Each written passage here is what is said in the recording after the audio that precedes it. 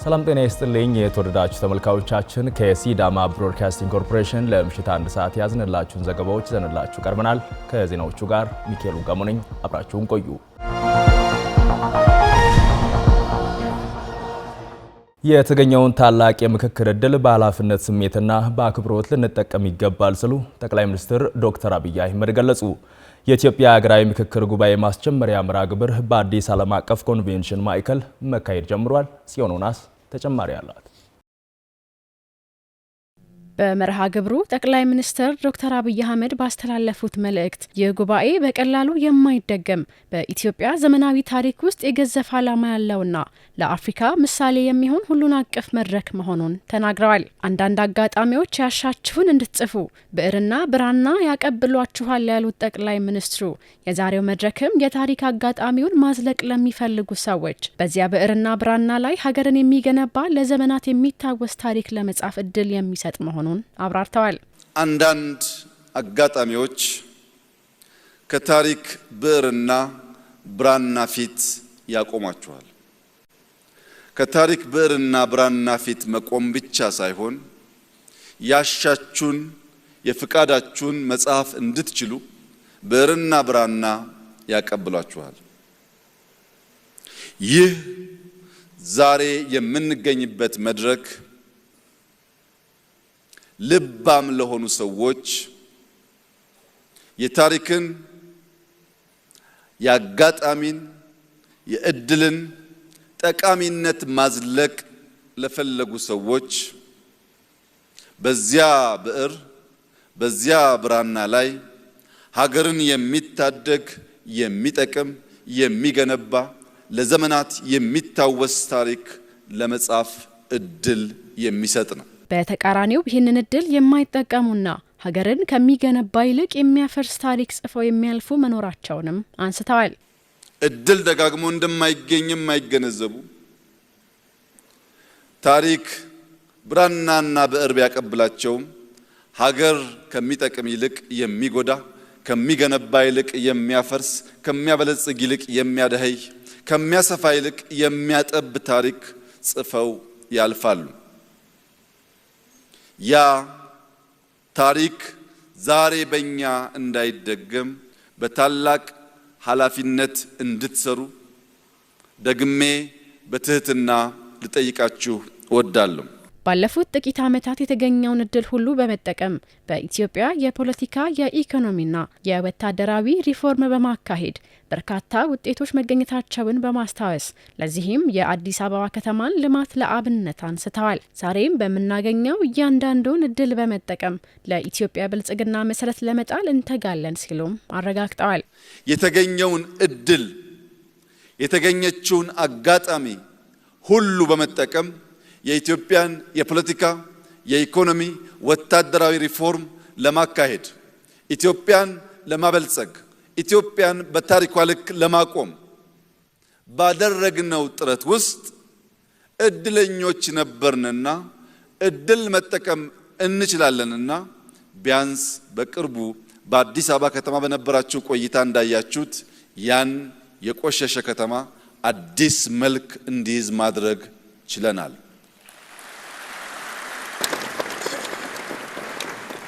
ዛሬም የምናገኛትን እያንዳንዷን ደቂቃ፣ እያንዳንዷን ሰዓት፣ እያንዳንዷን ቀን እንደ ታላቅ እድልና ስጦታ በማመን በመጠቀም የኢትዮጵያን ብልጽግና መሰረት ለመጣል ደከመን ሰለቸን ሳንል የምንተጋ መሆናችንን በድጋሚ ላረጋግጥላችሁ እወዳለሁ። የኢትዮጵያን ቅርጫ የሚመኙ አሞሮች 1 ኪሎ ስጋ መውሰድ አይችሉም ሲሉ ጠቅላይ ሚኒስትር ዶክተር አብይ አህመድ ተናገሩ። በሀገራዊ ምክክር ጉባኤ ላይ ታሪካዊ ንግግር ያደረጉት ጠቅላይ ሚኒስትር ዶክተር አብይ አህመድ ኢትዮጵያ ስትገነባ የማይታዩ ነገር ግን ስትጨቃጨቅ ብቻ ከየአቅጣጫው የሚያንዣብቡ አሞሮች በሀገር ጥቅምና ሉዓላዊነት ላይ የሚያደርሱትን ጣልቃ ገብነት በጥብቅ አስጠንቅቋል። ማረማዊት ብጻተ የኢፌዴሪ ጠቅላይ ሚኒስትር ዶክተር አብይ አህመድ የጠንባሩ አባቶች ተረትን በመጥቀስ ከብት ሲገዛ የማይሳተፉ ነገር ግን ሲታረድ በየአካባቢው የሚያንዣብቡ አሞሮች የኢትዮጵያ ውስጣዊ ያለመግባባትን ተጠቅመው የሀገርን ጥቅም ለመሸርሸር እንደሚሞክሩ አብራርተዋል። የጠንባሮ አባቶች አንድ አባባል አላቸው። ከብት ሲገዛ የሌሉ አሞሮች ከብት ሲታረድ በአካባቢው ያንዣብባሉ ይላሉ። ከብት ስንገዛ ብር ያላዋጡ፣ ከብት ስንገዛ የትኛውን መግዛት እንዳለብን ለምርጫ ያላማከሩ አሞሮች፣ ጭልፊቶች ከብቱ ሲታረድ ግን ያንዣብባሉ። ጠቅላይ ሚኒስትሩ በንግግራቸው ኢትዮጵያ ከጉንደት እስከ ባድመ ባሳለፈችው ታሪክ ሁሉ ውስጣዊ መቃቃር በተፈጠረ ቁጥር ጊዜ ጠብቀው ጣልቃ የሚገቡ ኃይሎች መኖራቸውን አስታውሰዋል። በተለይም ለሺህ ዓመታት በኢትዮጵያ ባለቤትነት የነበረውን ቀይ ባህር ያጣንበት አጋጣሚ ከውጭ ጥቃት ይልቅ በውስጥ ስንፍናና መከፋፈል የመጣ መሆኑን በማውሳት አሁን ላይ ያሉ ፕሮፓጋንዳዎችም የዚሁ እኩይ ተግባር መገለጫ መሆናቸውን ገልጸዋል። ከጉንደት እስከ ጉራ፣ ከአድዋ እስከ ማይጮ፣ ከካራማራ እስከ ባድመ እያንዳንዱን ብትፈትሹት ስንገነባ ያደፈጡ፣ ስንጨቃጨቅ እድል ጊዜ ጠብቀው ጣልቃ ሽብልቅ እየገቡ መሻቶቻችን እንዳንከውን የሚያደርጉ ኃይሎች አሉ። በዚህ የሽብልቅ ጉዞ በእኛ ስንፍና በነሱ ጊዜን በመጠቀም የሽብልቅ ጉዞ የጥንቱን ታሪክ ብንተው በቅርቡ ቀይ ባህርን ያጣንበት አጋጣሚ የዚህ እኩይ ታሪካዊ ክስተት አንዱ መገለጫ ነው። ኢትዮጵያ ለሺህ ዘመናት ያስተዳደረችውን በባለቤትነት የያዘችውን ለራሷም ለከባቢውም መጠቀሚያ ያኖረችውን ቀይ ባህር ያልተመረጠ መንግስት፣ ያልተወያየ መንግስት በሸፍጥ ኢትዮጵያን የጂኦግራፊ እስረኛ እንዲያደርግ ያደረገበት ዋናው ምክንያት በውስጥ ያለን ስንፍና እንጂ የኢትዮጵያን መሻትና ጥቅም ማስቆም የሚችል ኃይል ስለነበረ ስላለ ስለሚኖር አይደለም። የኢትዮጵያ ሕዝብ አንድ ነገር ሊያውቅ ይገባል ያሉት ጠቅላይ ሚኒስትሩ በውስጣችን የሚነሱ ክርክሮች በሰለጠነ መንገድ በጠረጴዛ ዙሪያ መፈታት እንዳለባቸው አጽንኦት ሰጥተዋል። ከብቱን መርጠን የምንገዛ እኛ ነን፣ የቅርጫውም ባለቤት የምንወስነው እኛ ነን ያሉት ጠቅላይ ሚኒስትር ዶክተር አብይ አህመድ ከፍቃዳችን ውጪ ማንም አካል የኢትዮጵያን ጥቅም በጉልበት መውሰድ እንደማይችል በግልጽ አስታውቀዋል። በኢትዮጵያ ሰማይ ላይ ለሚያንዣብቡ አሞሮች ያለኝ መልእክት ከብቱን መርጠን የምንገዛ እኛ ነን፣ የቅርጫውን ባለቤት የምንወስን እኛ ነን። የተረፈንን የማንፈልገውን ካልሆነ በቀር የትኛውም አሞራ በጉልበት ከየትኛውም ቅርጫ መደብ ላይ አንዲት ኪሎ ስጋ መውሰድ እንደማይችል ላረጋግጥላቸው እፈልጋለሁ። ኢትዮጵያ በቀላሉ በማይበጠስ ገመድ የተሰናሰለች ሀገር መሆኗን በማስታወስ የውጭ ኃይሎች በፕሮፓጋንዳ ሊያደናግሯት እንደሚችሉ መገመታቸው ከንቱ ምኞት መሆኑን ተናግረዋል። አያይዘውም የኢትዮጵያ ሕዝብ ታሪኩን በትክክለኛው መንገድ በመረዳት በጋራ ጥቅምና በአንድነት ላይ እንዲያተኩር ጥሪያቸውን አስተላልፈዋል። ዘገባው የኢትዮጵያ ብሮድካስቲንግ ኮርፖሬሽን ነው። የኢትዮጵያ ሀገራዊ ምክክር ጉባኤ ለቀጣዩ ትውልድ ጠንካራና አስተማማኝ ሀገር መገንባት የሚያስችል ትልቅ ዕድል መሆኑን የኢትዮጵያ ሀገራዊ ምክክር ኮሚሽን ዋና ኮሚሽነር ፕሮፌሰር መስፍን አራያ ገለጹ። የኢትዮጵያ ሀገራዊ ምክክር ጉባኤ ጠቅላይ ሚኒስትር ዶክተር አብይ አህመድ በተገኙበት በታላቅ ድምቀት ተጀምሯል። ክሩቤል ፈለቀ ዝርዝር ዘገባ አለው።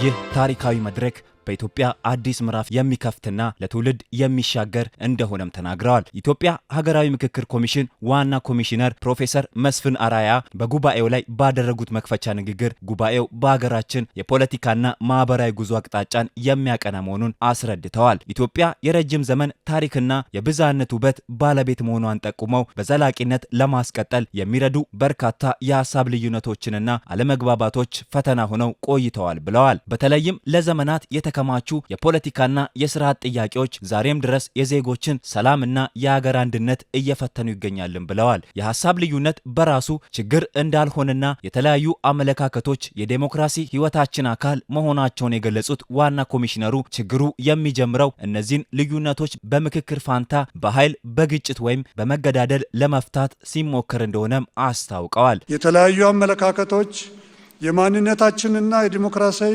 ህይወታችን አካል ናቸው፣ ውበትም ናቸው።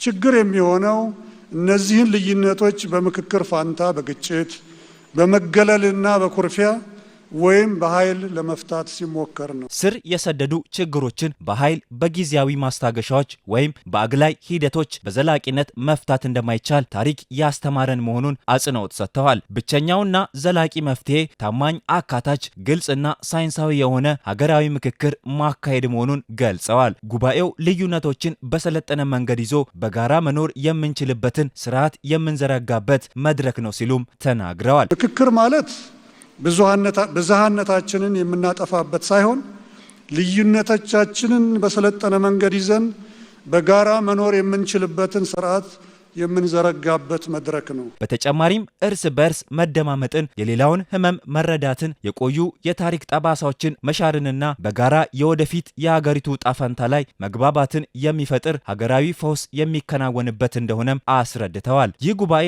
ለቀጣዩ ትውልድ ጠንካራና አስተማማኝ ሀገር መገንባት የሚያስችል ትልቅ ዕድል እንደሚሰጥም ነው ያስገነዘቡት። ዘገባው የኢትዮጵያ ዜና አገልግሎት ነው። የተሻለች ኢትዮጵያን ለመጪው ትውልድ ለማስረከብ ንግግርና ምክክርን ቀዳሚ ምርጫ ማድረግ እንደሚገባ አንዳንድ የሐዋሳ ከተማ ነዋሪዎች ተናገሩ።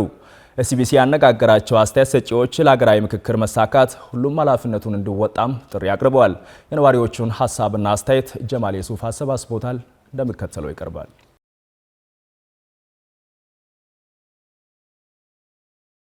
ምክክሩን መለማመዱ የመጀመሪያው ትልቁና ዋነኛው ፋይዳን እንደ ሀገር ይሄን ምክክር በሀገር ደረጃ ብቻ አይደለም። እኛ ሀገር ብዙ ክፍተቶች አሉ። ምናልባትም ይሄ ነገር ያለ መነጋገር ያለ መወያየት ችግር የመነጨው ከቤትም ሊሆን ይችላል። ስለዚህ ብዙ ነገሮች የራስ በጎ እሴቶች ቢኖሩንም እነዛ ነገሮችን በምክክር ጠረጴዛ ዙሪያ ላይ ቁጭ ብለን የመነጋገር ባህልን በደንብ ማዳበር መቻል አለብን። በተለይ አገርን ለማቆየት፣ ለማጽናት፣ ለማስቀጠል ቢኮዝ ሀገር የሚገነባው በትውልድ ነው። ለትውልድም መመካከርን ተመካክሮ ቁጭ ብሎ በጠረጴዛ ዙሪያ ተወያይቶ ችግሮች መፈታት ያለባቸውን ዛሬ ተፈታለ የሚሻገሩትንም እንደዛው እየተወያየ ማስቀጠል የምንችልበትን ሂደት ለመፍጠር ምክክር እጅግ በጣም ወሳኝ ነው። እንግዲህ ምክክር ባለመኖሩ የተነሳ ብዙ በሀገራችን ላይ የተበለሻሹ ነገሮች አሉ። ሰላም የለም። ያንተ ይብስ የኔ ይብስ እየተባባልን ነበር የምናወራው። ነገር ግን ለሀገራችን ትልቅ የሆነ ተግዳሮት የሆነው ያለመመካከራችን ነው። አሁን ደግሞ በአዲስ መልክ በሀገራችን የመጀመሪያ የሆነ የምክክር ኮሚሽን ተቋቁሞ መልካም የሆነ ዛሬ ደግሞ ምክክር ኮሚሽኑ ስራውን የሚጀምርበት ቀን መሆኑ ደግሞ እጅግ በጣም ደስ የሚልና ደስ የሚያሰኝ ጉዳይ ነው። በጣም ጥሩ ጠቀሜታ ያለው ወደ ሰላም የሚበጅ ወደ ሰላም የሚሰበስብ ወደ ፍቅር የሚሰበስብ ወደ መተቃቀፍ ወደ መተጋገዝ የሚሰበስብ ጥሩ ስራ እየተሰራ እንደሆነ እኔ ደስ ብሎኛል። ምክክር ቃላት ላይ የተመሰረተ ነው። ጠረጴዛ ዙሪያ ላይ የተመሰረተ ነው። በምክክር የማይፈታ ነገር የለም። የተሻለ ታሪክ ቢኖረንም ያን ታሪክ አባቶቻችን ያስቀምጡልን ወደፊት ማስቀጠል ባለመቻላችን በዓለም ላይ በኢኮኖሚ ደሃ ከሚባሉ ሀገራት መጨረሻ ላይ ተሰልፈን የተገኘ ነው። አንደኛው ነው ዋነኛው ተግባብተን ተነጋግረን ነገሮችን የመፍታት ባህል አለማዳበራችን ለኛ ነው። ስለዚህ ለኛ ይሄ ትልቅ ምዕራፍ ነው ብዬ አምናለሁ። እስቲ እንመካከር፣ እንደራደር፣ በወንበር ዙሪያ እናውራ፣ ችግራችንን እርስ በራስ እንፍታ ያለውን ነገር ማለቱ ትልቅ የሆነ ጠቀሜታ ያለው ጉዳይ ነው ብዬ ነው የማስበው። ምክክር ማለት ከትንሽነት ይጀምራል። ከቤት ምክክር አለ፣ የኑሮ ምክክር አለ፣ የመንደር ምክክር አለ፣ የእቁብ የእድር ምክክሮች እንዳሉ ሆኖ አሁን ደግሞ በሀገራዊ ጉዳይ መምጣቱ በጣም ልዩ ስሜት ነው የተሰማኝ። እርግጥ እንደ ሲዳማ ሰላም አለበት ነው፣ ችግር የሌለበት ነው። የጸጥታ ሁኔታ ደግሞ ከሌላ አቅጣጫ ሁሉ ሲታይ መረጋጋትና ሰላም ሰው ወጥቶ ሰርቶ የሚገባበት አቅጣጫና ክልል ውስጥ ነው ያለነውና እንደ አገር ደግሞ እዚሁ ሲዳማ ብቻ ደሴት ሆነን የምንኖር አይደለንምና እንደ ሀገራችን ሁኔታ አጠቃላይ ሀገራችን ሁኔታ ምን ይመስላል የሚለው በዚህ ምክክር ጉባኤ ያው አቅጣጫ ይቀመጣል ብዬ አስባለሁ። የመጀመሪያው ሁላችንም መሸነፍ አለበት። በሐሳብ ላይ ተወያይተን ለመግባባት መሸነፍ መቻል አለብን። ለምክክር ቁጭ ብለን ለመነጋገር መሸነፍ እኮ የምታተርፈው ነገር እጅግ በጣም ብዙ ነው። እጅግ በጣም ብዙ ለምክክር ተመካክረ ጉዳዮችን ለመፍታት ክላሽ አንስተ ተጋድለ መፍትሄ ከማምጣት የተሻለ አማራጭ ነው። ይሄ ምክክር ደግሞ ትልቅ የሆነ ቫልዩ ያመጣል ብዬ ጠብቃለሁ። ትልቅ የሆነ ደግሞ ለውጥ ያመጣል በሀገራችን ብዬ ጠብቃለሁ። እንግዲህ አሁን የመጣ ሀገራዊ ምክክር በጣም ደስ የሚል አካሄድ ነው። ለኔ ጥሩ አካሄድ ነው። ሁሉ ኢትዮጵያ ሕዝብ በምክክር ነገሮች ቢረዳ ምክክሩን ቢያግዝ ጥሩ ነው ብዬ አስባለሁ። በየክልሉ የተወጣጡ ሰዎች ምክክር ሲያደርጉ መፍትሄ አቅጣጫ ያስቀምጣሉ። ያ መፍትሄ አቅጣጫው ወደ ሰላማዊ መንገድ ያመጣሉ። ወሳኝ ሚና አለው። ከገባንበት ከፍተኛ የችግር አረንቋ ውስጥ ነቅለን ለመውጣት ሁላችንም ቁጭ ብለን ከቤተሰብ ጀምረ ንግግር መፍትሄ ነው። ለእያንዳንዱ ነገር ክላሽ ነው የሚያስፈልገን ከሚል አስተሳሰብ ለእያንዳንዱ ነገር ጠረጴዛ ላይ ቁጭ ብለን ተወያይተን መፍትሄ መስጠት አለብን የሚል እሳቤ ውስጥ ሁላችንም ካልገባን አሁንም ቢሆን ዘላቂ መፍትሄ አይመጣም። ስለዚህ በእያንዳንዱ ጥጋጥግ ላይ ያሉ የገቡ ወንድሞቻችንም ይሁን ሀሳብ ያለ የሚሉ ሰዎች ሁሉም ቢሆኑ ከዛ ወጥቶ ተነጋግሮ ቁጭ ብሎ በሀሳብ ላይ ተወያይቶ በሚያግባባው ላይ ተግባብቶ በሂደት ደግሞ በማያግባባ ነገር ላይ በይደራ ቆይተን የተሻለች ሀገር መገንባት ነው። ያለችን ብቸኛ ሀገር ኢትዮጵያና ኢትዮጵያ ብቻ ነች።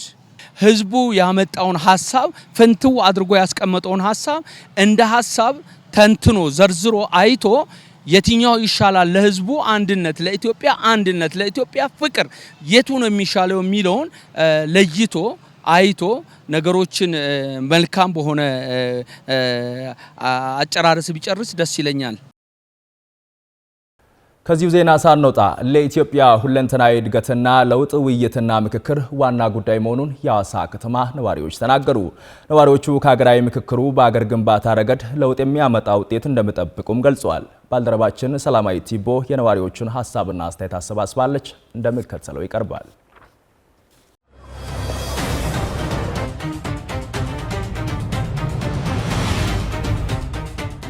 መወያየት መልካም ነው።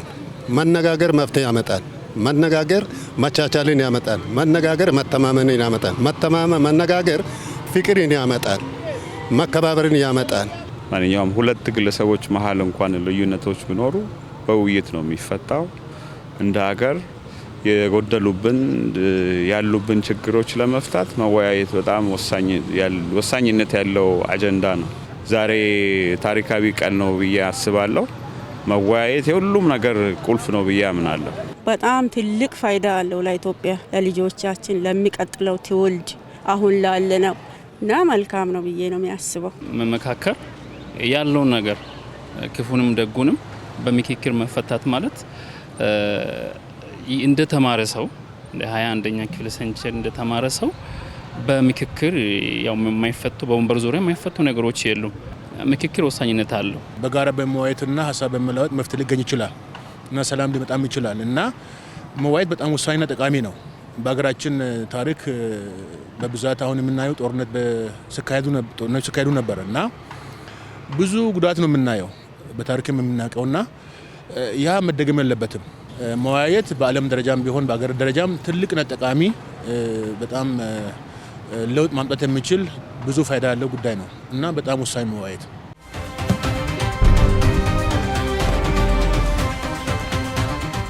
የበለጸገችና ያደገች ኢትዮጵያ፣ ሉዓላዊነቷ የተጠበቀች ኢትዮጵያ፣ ዜጎች ሁሉም እኩል መብት ያላቸው፣ እኩል የሚከፋፈሉ፣ እኩል ስልጣን ባለቤት የሚሆኑበት ኢትዮጵያ ትገነባለች ብዬ ተስፋ አደርጋለሁ። ለሀገር ወሳኝ የሚባሉ አጀንዳዎች ናቸው። ከግለሰብ ባሻገር ሀገራዊ ችግሮቻችን የሚፈቱበት ዋና አንኳር የሆኑ አጀንዳዎች በህዝብ የተዋጣ ሀሳብ ስለሆነ እንደ ሀገር ችግሮቻችን የሚፈታና ጽኑ ኢትዮጵያ ነጻ ሀገር ልንገነባ የሚያግዙን የመወያያ አጀንዳዎች ናቸው ብዬ አምናለሁ። መልካም ኢትዮጵያ፣ ለትውልዱ የምትመች ኢትዮጵያ፣ ለትውልዳችን ለልጆቻችን ከኛም ያለፈ ለልጆቻችን መልካም ነገር የምናይባት የሚደርሱበት መልካም የምክክር ኮሚሽን ይሆናል ብዬ ነው የሚጠብቀው። ለነገ ለማደግ ተስፋ ያለን እኛ በተለይ እንደ ኢትዮጵያ አሁን ያለው የፖለቲካ እንትኑ ተስፋ አለን። ሁላችንም በአንድነት በእኩልነት መንፈስ እየተመካከርን ብንሄድ እኔ የተሻለ ነገር ይመጣል፣ እንደ ሀገርም ጥሩ ለውጥ ይመጣል የሚል ሀሳብ ነው ያለኝ እና ስለዚህ ኢትዮጵያዊ በሞላ ወይም ደግሞ ማሱ ብዙሃኑ የሚስማማበትና የሚቀበለው ህዝቡን አንድ የሚያደርግ ነገር ቢፈጠር እኔ መልካም ነው እላለሁ። መንግስትንና ህግን ማክበር ያስፈልጋል። ስርዓትን ማክበር ያስፈልጋል። መንግስት ደግሞ የዜጎችን መብትና ግዴታ ማስከበር ያስፈልጋል። በሰላም ወጥተን በሰላም እንድንገባ የሚያደርግ ስርዓት መገንባት ያስፈልጋል። ሁሉም ዜጋ ባለድርሻ አካል ሆኖ የኔነት ስሜት ተሰምቶት ውይይቱን በጥሞና እንዲከታተል። ይሄ ውይይት የመጨረሻ አይደለም። ሁላችንም በየፊናው ያሉን አጀንዳዎች ከሀገራዊ ጥቅም አንጻር ከግለሰብ ጥቅም ባሻገር የሀገር ጥቅም ጎልቶ የሚታይበትና ሁሉም ኃላፊነቱን በሚገባ እየተወጣ ለቀጣይ ኢትዮጵያ ብሩህ ተስፋ እንዲመጣ በውይይት እናምናለን ብሎ በሙሉ ልብና በጽናት እንዲጠብቅ ለሁሉም ባለድርሻ አካላት ይህን መልእክቴን ማስተላለፍ ፈልጋለሁ። ለኢትዮጵያ መልካምነት ወደፊት ተስፋዋ የሰፋ እንዲሆን ሁል ጊዜ እየጸለየን በጉልበታችን እግዚአብሔርን እየጠየቀን ነው። ይሄ ምክክር ኮሚሽኑ አሁን በሀገር ደረጃ እየተደረገ ያለው ነገር ዞሮ ዞሮ እኛን ይመለከተናል። መንግስት ብቻ ይዛው ነው የሚያደርገው ነገር የለም። ታች ያለው ህብረተሰብ ነው የሚያደርገው እና ስለዚህ ሁሉም የራሱን ድርሻ መወጣት አለበት።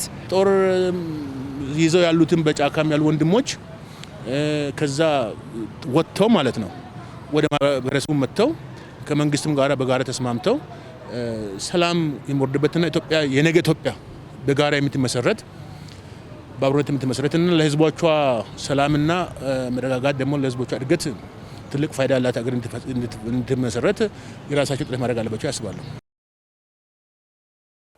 ጠንካራ ሀገረ መንግስትና አደረጃጀት ለመገንባት በቅንጅት የተሰሩ ስራዎች ተጠናክረው መቀጠል እንዳለባቸው የሲዳማ ክልል ብልጽግና ፓርቲ ቅርንጫፍ ጽሕፈት ቤት ገለጸ።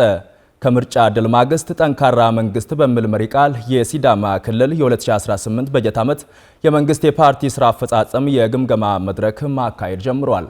አምለወርቅ ቁርሶ በመድረኩ የሲዳማ ክልል ብልጽግና ፓርቲ ቅርንጫፍ ጽሕፈት ቤት ኃላፊ አቶ አብርሃም ማርሻሎ የበጀት ዓመቱ እንደ መንግስት ድልና ስኬት የተመዘገበበትና እቅዶችን ከተያዘላቸው ጊዜ በፊት ማሳካት የተቻለበት እንዲሁም ህዝብና መንግስት በመግባባት በሰሩት ስራ የመጣ ውጤት መሆኑን ተናግረው በዓመቱ መጀመሪያ የገጠመውን ከፍተኛ የዋጋ ንረትና ከነዳጅ እጥረት ጋር የተያያዙ ችግሮችን ለማረጋጋት የተሰሩ ስራዎች አመርቂ ውጤት ማስገኘታቸውንም ለአብነት ማንሳት ችለዋል። የአመቱ እቅዶችንም በአብዛኛው በ9 ወር ተሳክቷል። የተለያዩ ስልቶችን በመጠቀም የመቶ ቀን እቅድ እያልን እየሸነሸን አመራሩ ወደ ህዝቡ ቀረብ ብሎ እንዲሰራ አመራሩ ተጨማሪ ትጋት እንዲያሳይ ህዝቡም በትጋት እንዲሰራ እቅድ ከታቀደ በኋላ የተከታተልከው በደንብ እንዲፈጸም ያደረግከው ያግባባኸው ያቀድከውን ከህዝቡ ጋር የተግባባኸውን ደግሞ ተከታትለ ያስፈጸምከው ሲሆን ነው የሚፈጸመው እንጂ ምርጥ እቅድ ስላቀድክ መጀመሪያ ላይ ስለተግባባህ ብቻ አይሳካም። ስለዚህ የተለያየ ስልቶችን ተጠቀምነው። ለምሳሌ ወደ ህዝቡ ነው ወረድነው። አመራሩን በሙሉ ወደ ታች ወደ ህዝቡ ወርዶ በደንብ እንዲሰራ በማድረጋችን ምክንያት ለምሳሌ አንዱ በጣም ህዝቡ የሚያነሳውና ህዝቡን የሚያማርረው ጉዳይ ቢኖር የኑሮ ውድነት ነው። የኑሮ ውድነቱን ስንመለከት አሜሪካና ኢራን ጦርነት በኋላ የነበረው በሱ ምክንያት የመጣው የነዳጅ ወሽመጥ ሰርቶ በመዘጋቱ ምክንያት የነዳጅ እጥረት ያመጣው ተጨማሪ ከፍ እንድል ያደረገው ካልሆነ በስተቀር በትርጉም ባለው ደረጃ ከ2 ዲጂት ወደ 1 ዲጂት በሀገር ደረጃም በክልላችንም እንዲወርድ ነው የሆነው። በክልሉ የሚገኙ ወጣቶች በዘላቂነት የስራ ዕድል በመፍጠር ረገድ በተሰሩ ስራዎች የመጡ ለውጦች ቢኖሩም በዚህ ዓመት በልዩ ትኩረት ይሰራበታል ብለዋል። በወሳኝ ደረጃ ህዝቡ ጋር እና ወጣቱ ጋር የወጣት ሀገር ነው፣ እንደ ሀገርም የወጣት ሀገር ነው፣ እንደ ክልልም የወጣት ክልል ነው። ይሄ ክልልና የተፈጠረ ስራ አለ። ግን ከስፋቱ አንጻር ሳትስፋይ ማድረግ ላይ የነበረ ጉድለት አለ። ጥራት ላይ ሰስተናቢሊቲው ላይ ጥራት ላይ የሚጎሉ ነገሮች እንደተጠበቁ ነው። ብዙ የስራ እድል የመፈጠር አይነት ነገር ነው የነበረው። አንዱ ቀጥለንም አሁን ይሄ ኮሪደር ልማትን ብለን የገጠር ኮሪደርም ብለን የከተማ ኮሪደርም ብለን ይሄ በሙሉ የስራ እድል የሚፈጥር ነው። ይሄ በሙሉ ማስዋብ ብቻ አይደለም፣ ኢኮኖሚ እያመጣ ነው ያለው፣ ቱሪስት እያመጣ ነው ያለው። ቱሪስት የሚያመጣው ስራ ነው የሚፈጥረው፣ ኢኮኖሚ ነው የሚያመጣው ስራ ነው የሚፈጥረው። በግንባታው ሂደት ላይ ብዙ ሰዎች ይሳተፍበታል። በገጠር የሚሰራው ስራ የሚፈጥረው ነገር አለ። ኪሎት በመጨመር ኪሎት ካገኙ በኋላ እንዲሰሩት የማድረጉ ስራዎች እየጨመሩ እየሄዱ ናቸው። በዚህ አመት ይሄ ስራ አለ። ጥራት ላይ ግን ጨምረን መስራት ያለብን ተደራሽነት ላይ ሰፊ የወጣት ሀገር ነው ብዬ አንስቻለሁ። የወጣት ክልል ነው ብዬ አንስቻለሁ። በዚህ ምክንያት ሳትስፋይድ የመሆን አይነት ጉድለት አለው። ቀጥለንም በዚህ በአንድ ስራ እድል ፈጠራ አርክቻለሁ ጨርሻለሁ ብለ የምትለው አይደለም። በስፋት የተሰራው እንደተጠበቀው ነው። ጨምሮ መስራት የሚያስፈልግ ነው ያለው። የህዝቡን የአገልግሎት አሰጣጥ በማሻሻልና የተገልጋይን እርካታ ለማረጋገጥ ከአንድ ማዕከል ጀምሮ የተያዙ እቅዶች ላይ ግብ ጥሎ እየተሰራ መሆኑን ተናግረው በዚህ ረገድም ተጨማሪ ስራዎች እንደሚጠበቁ ተናግረዋል። ተገልጋይ አገልጋይን ሄዶ የሚያገኝበት ሁኔታዎችን ለማስቀረት እንደ ሀገርም በቁርጠኝነት የተሰራ ያለ ስራ አለ። እንደኛ ክልልም ለምሳሌ አንዱ በአሰራር እንፍታ ተብሎ የተገባው የመሶብ አንድ ማዕከል ግንባታው ከዚህ አንጻር በክልል ደረጃ ከፍተኛ ሀብት ተመድቦ በሐዋሳ ከተማ በክልል ማዕከል የክልሉ ማህበረሰብ እንዲገለገል አንድ ትልቅ ማዕከል ነው የተገነባው። እሱ አገልግሎት እየሰጠ ነው ያለው። ሳቲስፋክሽኑንም ስንመለከት 99% አካባቢ የሚደርስ አይነት ነገር ነው ያለው። ሁለተኛው እሱ ላይ ብቻ ዲፔንድ ሳንሆን እሱ ላይ ብቻ ሳንቆም ሐዋሳ ከተማ ተጨማሪ ያኛው የክልሉ ነው። ሐዋሳ ከተማ ተጨማሪ ወደ ስራ እንዲገባ ነው የተደረገው። አሁን ስራ ላይ ውሏል። እሱ ብቻ ሳይሆን ተጨማሪ በከተማ አስተዳደሮቹ ወንዶ ገነት ላይ፣ ለኩ ላይ፣ ይርጋለም ላይ፣ በንሳ ላይ፣ ጩኮ ላይ፣ አለታ ወንዶ ላይ እነዚህ በሙሉ የመሶብ አገልግሎቱ እንዲቀጥል ለማድረግ ነው ጥረት። ይሄ ተቋማዊ ስርዓት ነው። በመድረኩ ከክልል እስከ ወረዳ ያሉ አመራሮችም ተገኝተዋል። በዘንድሮው የክረምት በጎ ፍቃድ አገልግሎት ከ900 ሚሊዮን ብር በላይ ከመንግስት ሊወጣ የነበረውን ለማዳን ታልሞ የተሰራ እንደሚገኝ የክልሉ ሴቶች ወጣቶችና ማህበራዊ ጉዳዮች ቢሮ አስታወቀ። ቢሮው በጎነት ለኢትዮጵያ ከፍታ በሚል መሪ ቃል የዘንድሮውን የበጎ ፍቃድ አገልግሎት ማስጀመሪያ መርሃ ግብር አካሂዷል። ካሳ ጀንቦላ መርሃ ግብሩን ተከታትሎታል። አመለወርቅ ቁርሶ እንደሚከተለው ታቀርበዋለች።